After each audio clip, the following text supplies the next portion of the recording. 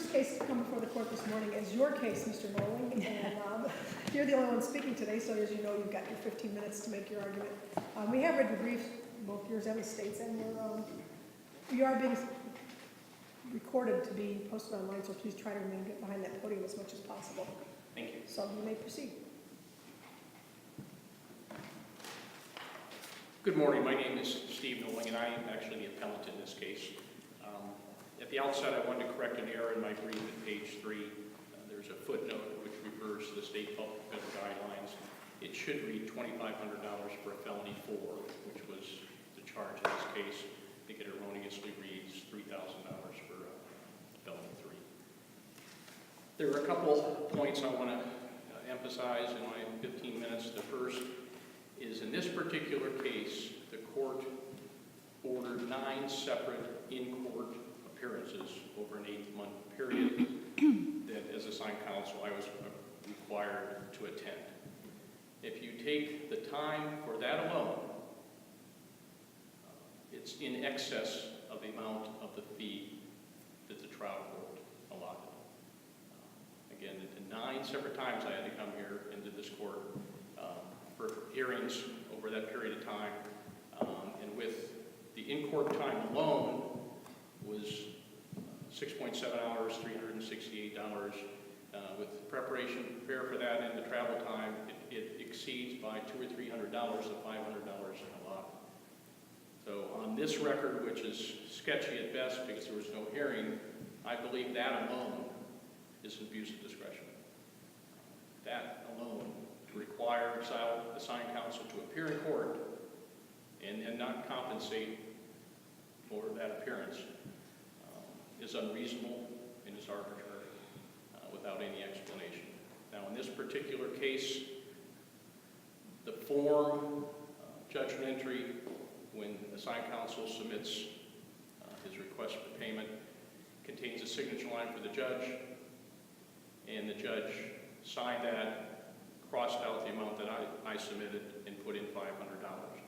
So there was no explanation at that point. Then, as you recall from the briefs, I filed a motion to reconsider, motion for extraordinary fees, and I got back a judgment entry signed the same day that my fee request was excessive and out of line with other similar cases.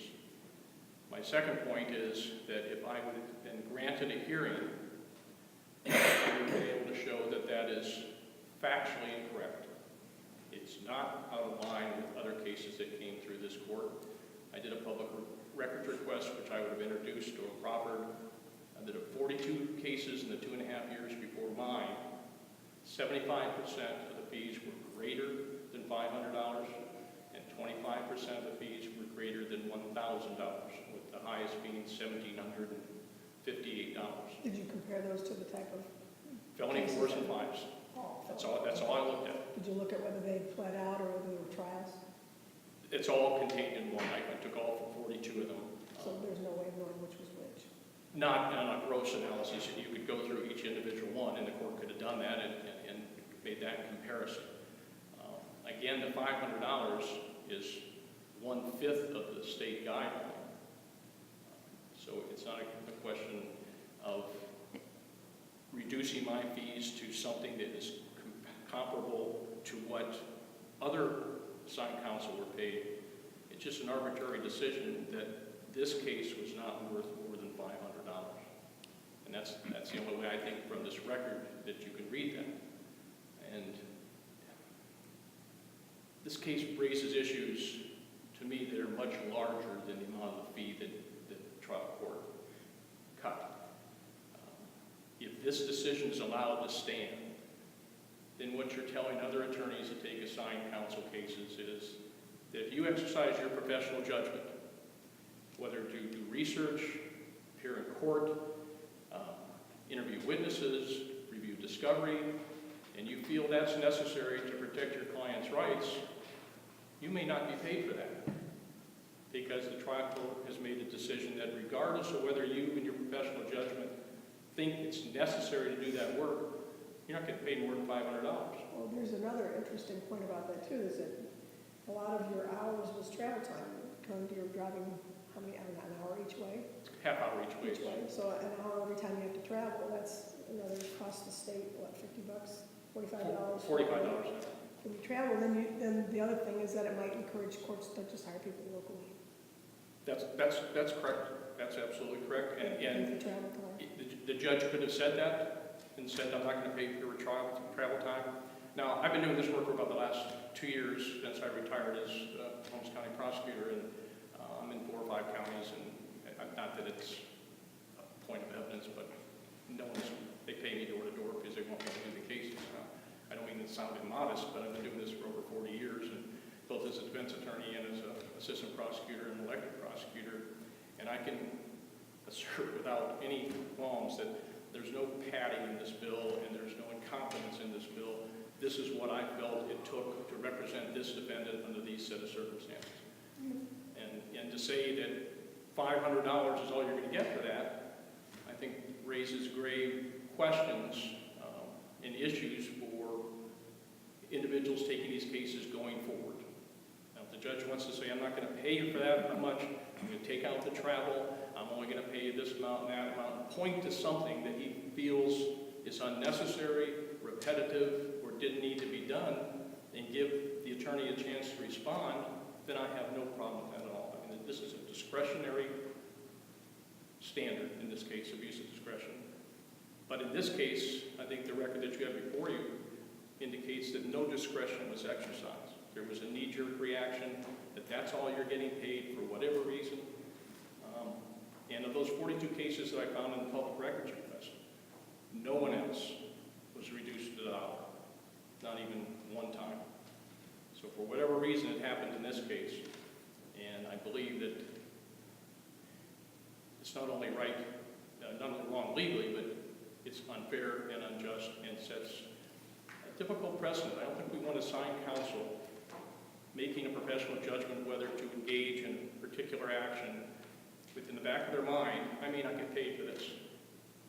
You know? Counsel, we don't have to do, obviously, common pleas or trial court fees, but we do approve appellate fees.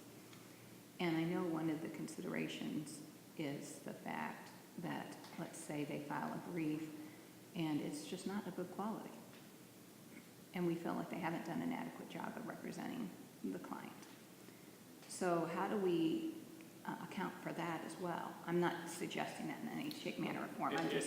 I think that's a valid consideration. I think that the court can look at that individual case and say, as I said before, this was either unnecessary, repetitive, or not up to professional standards.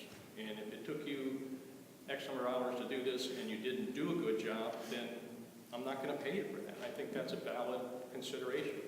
I don't think there's any of that going on in this case, but I don't have any problem with that. And if the judge wants to say, I'm not going to pay you for your travel time, you take that out. And, in this case, I think the 9 separate court appearances would be 9 hours, approximately $400, which still is a lot different than $500.